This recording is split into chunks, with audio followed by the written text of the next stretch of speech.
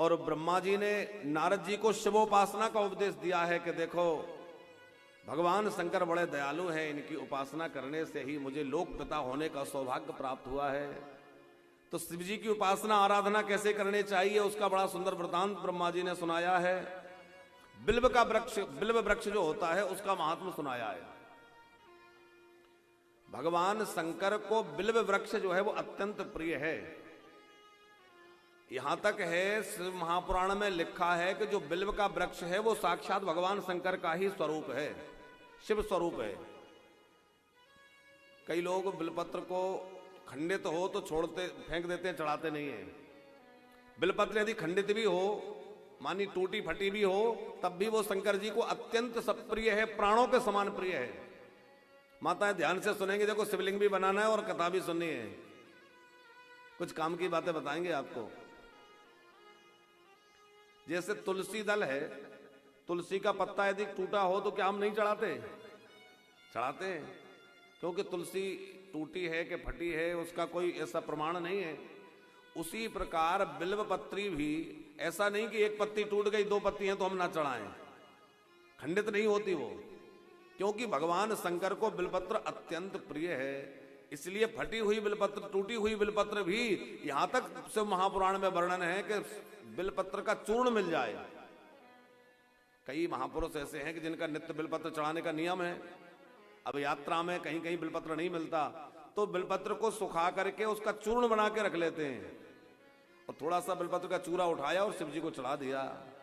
भगवान महादेव अत्यंत प्रसन्न हो जाते हैं। तो बिलपत्र टूटी हो, फटी हो, कैसी भी हो, वह भी भगवान शंकर को अत्यंत प्रिय है। यदि तीनों पत्तों की साबुत बिलपत्र मिल जाए तो फिर कहना ही क्या है। जो साबुत है उसकी महिमा अपनी है, लेकिन इसका मतलब ये नहीं कि टूटी फटी को पैरों में फेंक दें। कई लोग हम देखते हैं कि जो फटी टूटी है उसको फेंक दिया, अब उस पर से लोग पैर रख के जा रहे हैं, चल रहे हैं। जैसे तुलसी को पैर लगने से पाप लगता है, ऐसे बिलपत्र भी यदि पैरों में पड़ा है और उसको पैर लग जाए तो हमारे पुण्य नष्ट होते हैं। इसलिए बिलपत्र जो है जमीन पर नहीं फेंकना चाहिए। एक कथा आगे शिव महापुराण में है कि एक व्याध था और वो व्याध जो है शिकार करने गया तो एक वृक्ष पर चढ़कर बैठ गया, घात लगाकर के कोई शिकार आएगा तो मारूंगा। तो वो गया तो शिकार करने के लिए था, लेकिन जिस वृक्ष पर वो बैठा था वो वृक्ष जो है संयोग से बिलपत्र का वृक्ष था और उस बिल्व वृक्ष के मूल में भगवान शिव जी विराजमान थे, शिवलिंग विराजमान था। उसको तो कुछ ज्ञात नहीं था, शिव जी से कोई लेना देना था नहीं, वो तो व्याध था। अब वो प्रतीक्षा कर रहा है कि कोई मृग आ जाए, कोई पशु आ जाए, मैं उसको बाण मारूं। तो प्रतीक्षा में बिलपत्र तोड़ तोड़ के वैसे ऐसे ही तोड़ तोड़ के पटकता गया। अब वो अनायास पटक रहा था, वो टूट टूट करके शंकर जी के ऊपर गिर रही थी और शंकर जी के ऊपर गिर रही थी। संयोग बस उस दिन महाशिवरात्रि का अवसर था, उस व्याध को कुछ पता नहीं था।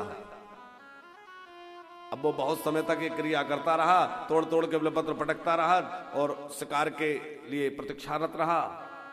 भगवान शंकर प्रकट हो गए और व्याध से कहा वरदान मांगो। वो तो डर गया, भगवान क्षमा कर दीजिए, मुझसे कुछ अपराध हो गया। बोले अपराध नहीं हुआ, तूने बहुत अच्छी सेवा की है। मैंने क्या सेवा की? बोले आज जो है महाशिवरात्रि का पावन अवसर है और तूने मेरे ऊपर बिलपत्र चढ़ाई है और बिलपत्र चढ़ाने से मैं इतना प्रसन्न हो गया हूं कि तू जो वरदान मांगना चाहे वरदान मांग ले। उसको खूब धन धान्य देकर भगवान शंकर गए। वो कथा आप लोगों ने सुनी होगी, बड़ी प्रसिद्ध है, घंटा चुराने वाली। सुनिए, एक चोर गया शिव जी के मंदिर में, देखा कि कुछ वस्तु तो दिखी नहीं। शिव जी के मंदिर में ज्यादा कुछ होता नहीं है, शिव जी तो वीरानी में बैठते हैं। अच्छा, और देवताओं के यहां जाओ तो समय से जाना पड़ता है, क्योंकि पटबंद होने का समय रहता है, राजभोग, शयन आरती है, सब अलग अलग समय बंधे होते हैं। भोले बाबा के मंदिर प्राय पूरे दिन खुले रहते हैं और आजकल कुछ मंदिरों में दरवाजे लगने लगे, नहीं तो भोले बाबा के मंदिर तो प्राय दरवाजे होते ही नहीं है, खुले चबूतरे पर विराजते हैं। क्योंकि दरवाजे होंगे तब तो बंद होंगे, दरवाजे ही नहीं है। इसका मतलब क्या है? भोले बाबा कहते तुझे जब समय मिले तब आजा, मैं बैठा हूं तेरे लिए, आजा। और देवता तो कोई कहता है ये चढ़ाओ, कोई कहता है वो चढ़ाओ, लेकिन भोले बाबा क्या चढ़ावाते हैं, क्या मांगते हैं? भगवान शंकर कहते हैं केवल मुझे जल चढ़ा दो। अलंकारः प्रियः विष्णु, भगवान विष्णु को, रामकृष्ण को अलंकार प्रिय है। नमस्कारः प्रिया भानु, भगवान सूर्य नारायण को नमस्कार प्रिय है। और जलधारा सब प्रिया, भगवान शंकर को जलधारा प्रिय है। इसलिए जलधारा लगा, अभिषेक हम लोग करते हैं, जलधारा लगाते हैं। शंकर जी को जलधार चढ़ाने से शंकर जी बड़े प्रसन्न होते हैं।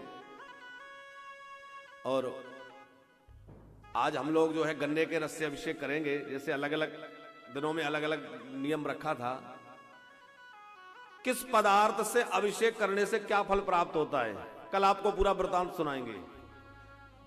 गन्ने के रस से अभिषेक करने से लक्ष्मी की प्राप्ति होती है। आपका व्यापार व्यवसाय बढ़िया नहीं चल रहा, घर में कोई आर्थिक तंगी चल रही, संकट चल रहा है, आप घर में किसी मंदिर में अथवा घर में शिवालय, घर में जो है पार्थिव शिवलिंग बनाकर या किसी शिवालय में जाकर गन्ने के रस से भगवान शंकर का अभिषेक कराएं।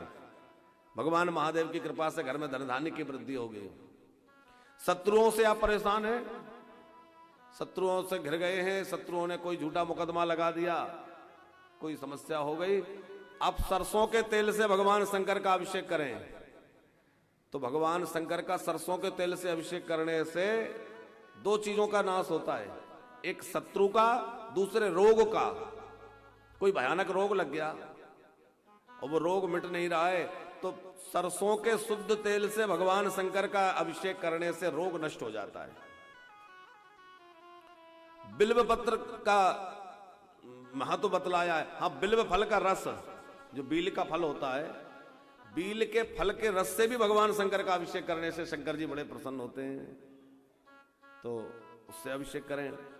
हम आपको वो प्रसंग सुना रहे थे कि एक महात्मा, वो चोर जो है शंकर जी के मंदिर में गया कुछ चुराने के लिए, कुछ तो दिखा नहीं, तो शंकर जी के ऊपर ध्यान गया तो वहां एक घंटा लटका हुआ था। उसने सोचा कि ये घंटा ही उतार लो तो कुछ पैसा तो मिल ही जाएगा, आज का काम तो चली जाएगा। पर उसने देखा कि ऊपर चढ़ने के लिए ऐसा कुछ नहीं है जिससे घंटा उतारा जा सके, ऊंचाई पर है।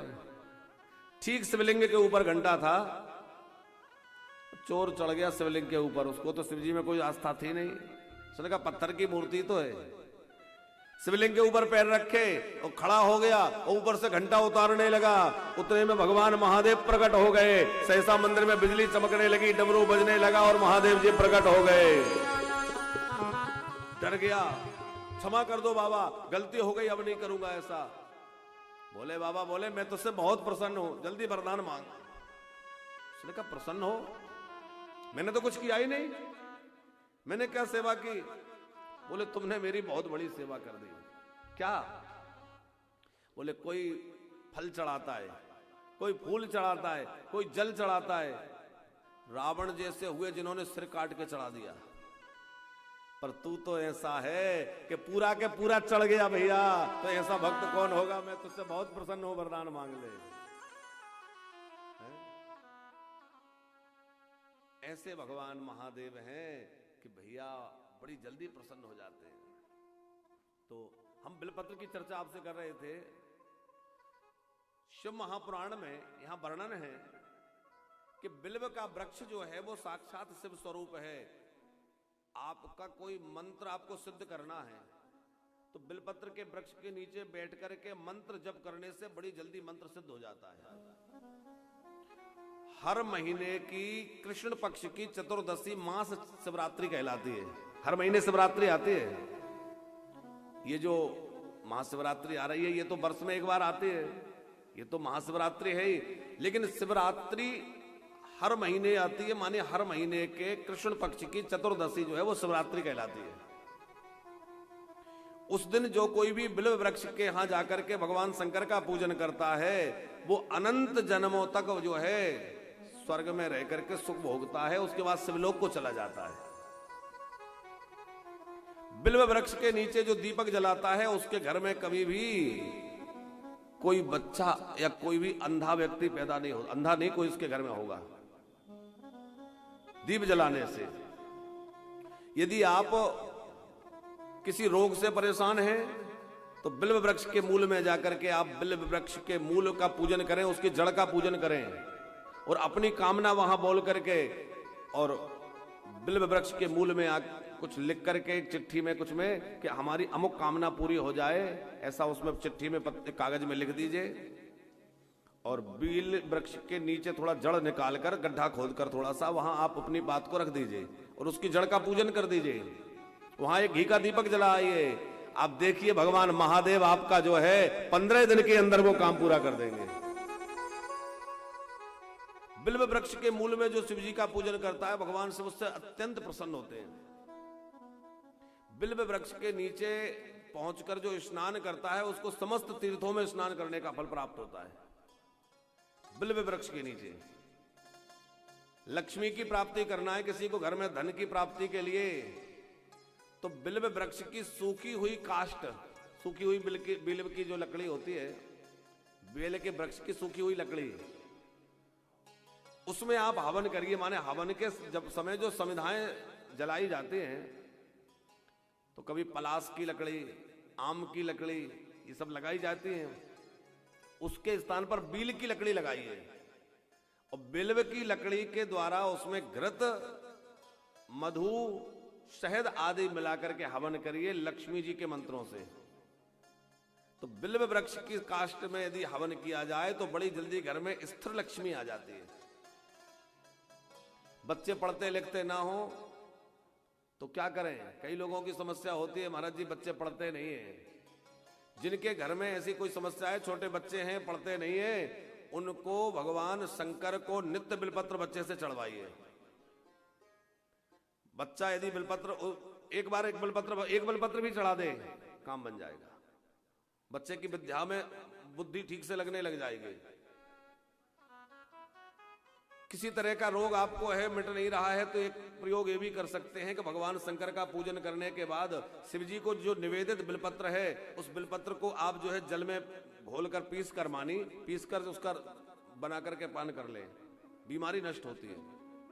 इसमें एक ध्यान रखने की बात है, शिवलिंग को छुआ हुआ कोई भी पदार्थ, मानी चाहे वो बिलपत्र हो, चाहे वो नैवेद्य हो, शिवलिंग को जो स्पर्श करा दिया है वो ग्राह्य नहीं होता है। कई लोग कहते हैं कि शंकर जी को चढ़ा हुआ प्रसाद नहीं खाना चाहिए, लेकिन ऐसा नहीं है। शिव महापुराण में वर्णन है कि शंकर जी का प्रसाद देखने मात्र से समस्त पाप नष्ट होते हैं। शिव जी को लगा हुआ भोग अवश्य ग्रहण करना चाहिए, लेकिन जो शिवलिंग को स्पर्श कर गया है वो प्रसाद नहीं खाना चाहिए। उसमें जो है चंड नाम के एक शंकर जी के गण हैं, उनका अधिकार हो जाता है। पर जो बाणलिंग है, स्वयंभू शिवलिंग है, उनमें यह दोष नहीं होता है। यदि उसमें शिवलिंग को भी स्पर्श हो जाए तब भी उसका दोष फिर नहीं लगता। बाणलिंग और स्वयंभू लिंग, स्वयंभू आप समझते होंगे जो अपने आप प्रकट हुए हों। स्वयंभू लिंग किन्हीं सिद्धों के द्वारा स्थापित शिवलिंग अथवा बाणलिंग, इनके स्पर्श के बाद भी कोई वस्तु को ग्राहक किया जा सकता है। तो जो बिलपत्र शंकर जी को चढ़ा के खाने हैं वो बाणलिंग पर चढ़ी हुई बिलपत्र हो, अथवा यदि बाणलिंग उपलब्ध नहीं है तो शिव जी को ऊपर ना चढ़ाएं, बस सामने चरणों में रख दें और उस बिलपत्र को उठा लें बाद में, और फिर उसको पीस करके उसको जल के साथ मिला करके पान करा दें, रोगी को रोग निवृत्ति हो जाएगी।